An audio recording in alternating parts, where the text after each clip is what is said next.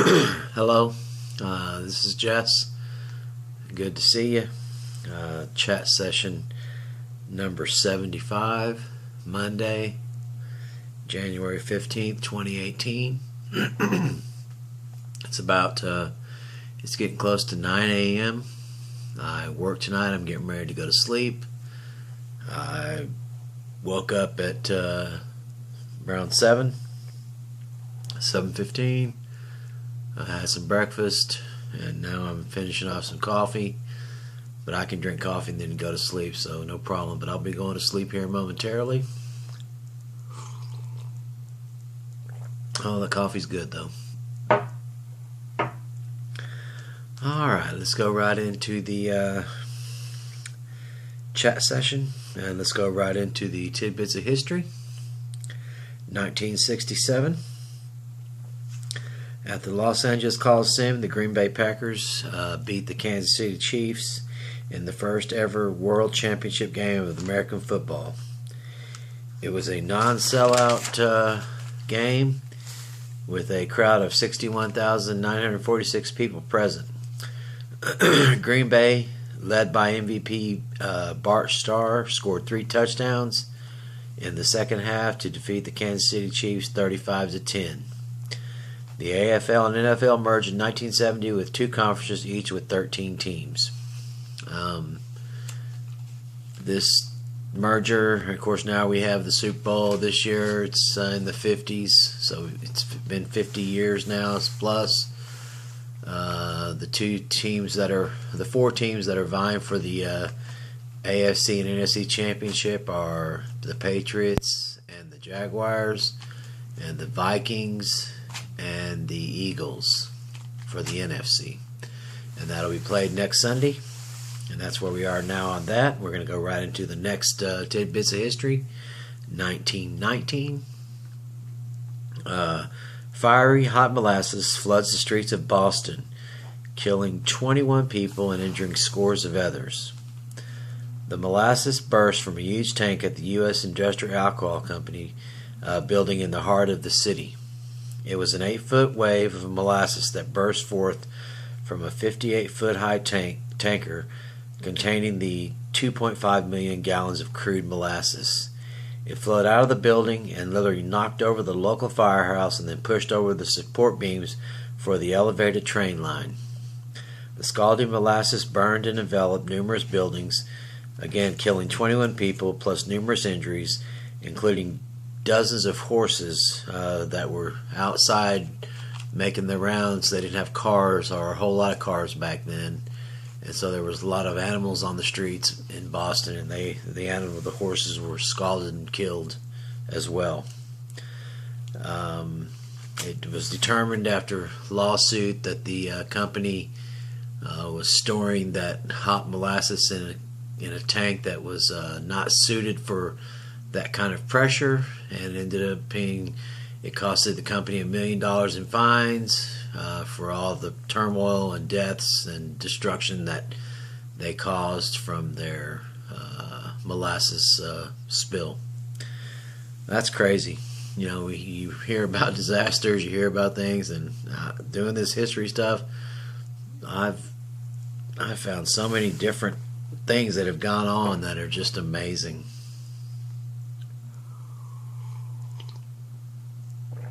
But it is the first one with molasses that I can recall. Regardless, it is scary. I mean, just imagine a wall of water. Well, imagine a wall of hot molasses coming down on you. That's horrible stuff.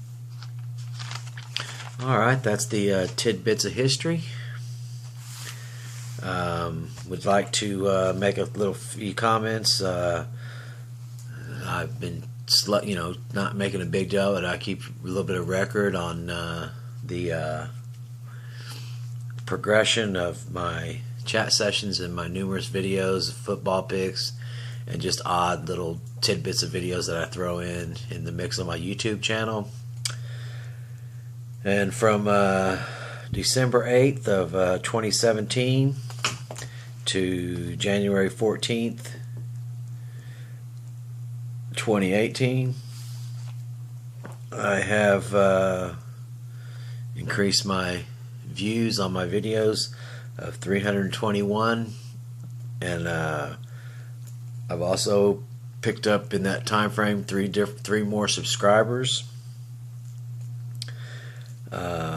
So it's a little bit of growth. It's a little bit interesting. I'm starting to see that certain people are actually looking at these videos that I'm making, which is exciting, and I'm hoping that, even though, like I said, a lot of this stuff may be ultimately a guy just sitting here like me just rambling on about stuff, but I'm hoping that there are some interesting points to it as well. Now we're going to go right into our little continuation of the book that I'm writing as I go, and this is going to be the third installment. I don't have a title for the book. It's just a book that's, I guess it's basically an overview so far, as it's going to be based in a medieval time where dragons and swords and armor and adventures and campaigns and stuff are going on. But this is the few sentences. This is the third installment, and here we go. A pain on his left leg causes a scream as his left hand swings and hits the midsection of a heavy-built orc creature. The wounded creature landed on top of Raldo, causing his dagger to be pinned inside the orc. And that's the installment that we have for today on that. If you want to try to follow, you can go back to chat session number 74. That's where it started. This is again chat session number. What am I saying here? Let me make sure I'm on the right. This is chat session.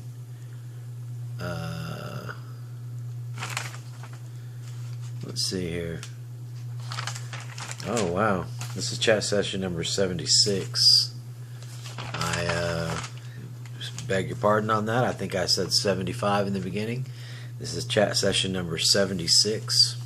Monday, January 15th, for all clarification. Chat session number 76.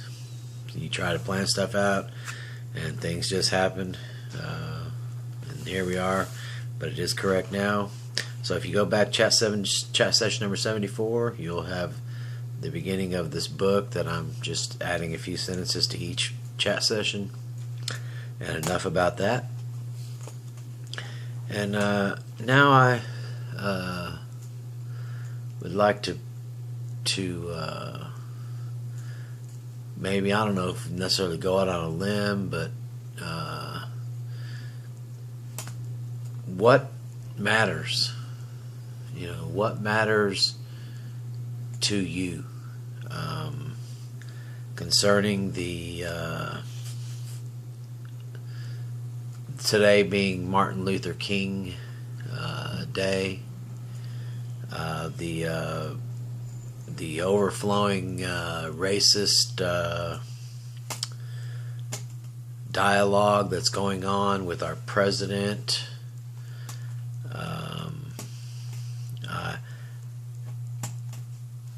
I'm not saying that excuse me, I don't know where that came from. I'm not saying that we'll always get along. I'm not just pushing anybody to do anything.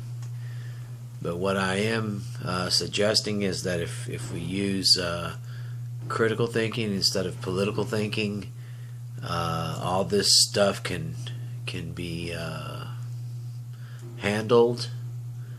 I don't care if you're white or black or Mexican or Asian or Chinese or Filipino or whatever race you think you are, American Indian. If it's all based on, I think, each individual and the merit of what they're going to allow. Because it's easy when you see a group of people, mob mentality, to join in and be a part of the mob. But I think if we all just step back and say, hey, we're going to look at this as individuals, are you being mistreated? Are you being singled out because you're white or black or Mexican or whatever? I think that in some cases people are, but I think in most cases, if you look at it, like I said, critical thinking instead of political thinking, I think you realize that as an individual, you're not being singled out, but it's more as a overall effort of our governing body to impose these false accusations over each and every one of us, causing a mob mentality. Like I said, it's easy to join a mob mentality when you see all the news and all the stuff that's being pushed out concerning, oh, he's racist, or oh, he's not racist, or it's all a division. And the government definitely, through science and through studies, know that if they divide the people with all this nonsense, that they will ultimately have the control that they're seeking. So I think everyone needs to step back. I think you need to look at stuff critically, think critically, and quit bringing politics into it, because that's exactly what the ruling party wants you to do. It's a division trick, and I think that if we just step back from it, and I can't say it enough times, critically think instead of politically think, a lot of this stuff will come to make sense, and see how they're trying to deceive everybody into all the craziness that we now see in our government, in our news, in our world situation, all the threats, all the stuff that is pushed forth down our throats and it causes everybody to react, and everybody reacts without actually thinking about it, about what they're doing. But anyway, that's it for today. Be truthful, be happy. Let's look out for each other, okay? And have a great Monday.